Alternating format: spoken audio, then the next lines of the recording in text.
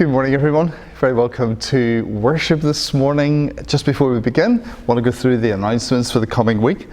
Just to say, this evening at 6:30 is evening prayer from the church here. It'll also be live streamed, so that's this evening at 6:30.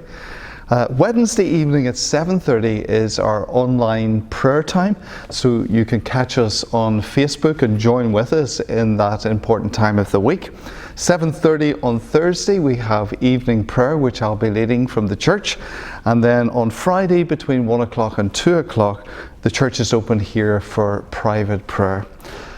Next Sunday the 20th is Father's Day, and our services will be 10 o'clock online, 10 o'clock in church worship here. 11:30 is our all age worship, and 6:30 will be Holy Communion. Of course, there's 76 seats available, and you do have to telephone the church office on Thursday and Friday between 10 o'clock and 12 noon to reserve a seat for those services. So that's the announcements for the coming week.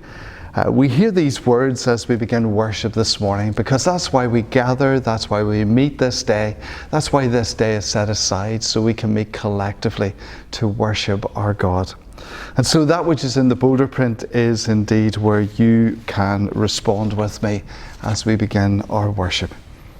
Worship is always and only about you, Lord, and you alone. Father in heaven, we love who you are and how good you are to us. Ignite in us a passion for your glory and the honour of your name. We have come to worship you with heart and mind and soul. Prepare our hearts to meet with you this day as we worship. Create in us clean hearts and a right spirit.